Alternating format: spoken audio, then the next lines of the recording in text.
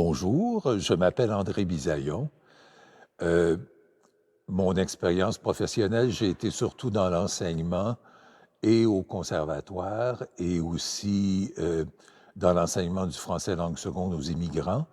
Et depuis maintenant 7 ans, euh, en fait, depuis que je suis à la retraite de mon travail d'annonceur à Radio-Canada, je me suis beaucoup intéressé aux communications sociales.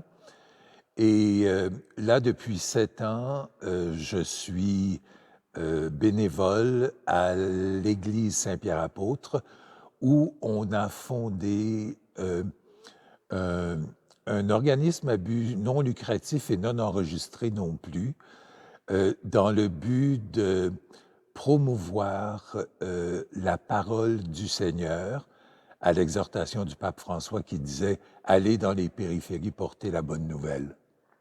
Et comment s'appelle cet organisme? L'organisme s'appelle Parole, Son, Lumière parce qu'il y a toujours un récital parlé, des textes de méditation, souvent humanistes chrétiens.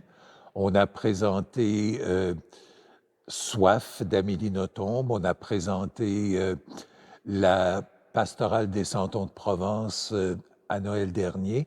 Et là, maintenant, Parole, Son, Lumière présente Le Petit Prince pour le mois de décembre. Le vendredi 3 décembre à 19h, entrée libre, contribution volontaire.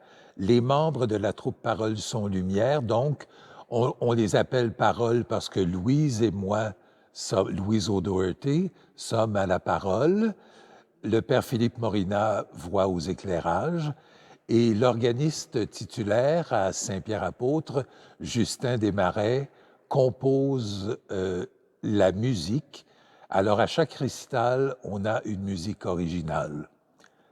Et j'aimerais dire combien on apprécie notre voix féminine, parce que Louise Doherty est avec nous depuis 2 ans et elle fait un travail exceptionnel dans les voix féminines, les présentations, les mots de remerciement et la publicité aussi.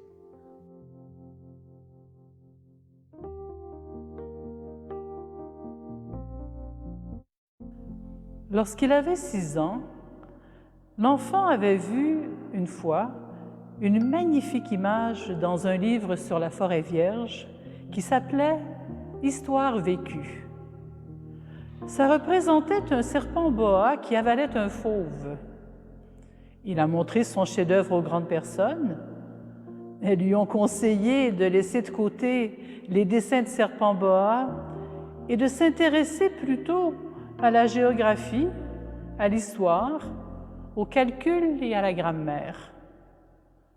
C'est ainsi que l'enfant a abandonné à l'âge de 6 ans une magnifique carrière de peintre. Les grandes personnes ne comprennent jamais rien toutes seules et c'est fatigant pour les enfants de toujours leur donner des explications. Le garçon a donc dû choisir un autre métier.